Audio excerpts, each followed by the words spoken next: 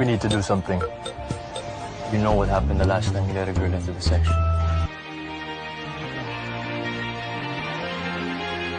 The main reason why we wanted JJ out of Section E is for her to not be another Ella. Someone who could ruin my friendship with Yuri. But here we are. And here I am.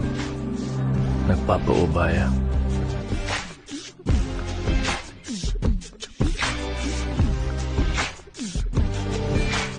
Best friend tayo, pero ngayon, mas pipiliin ko muna yung sarili ko. I'll fight for JJ.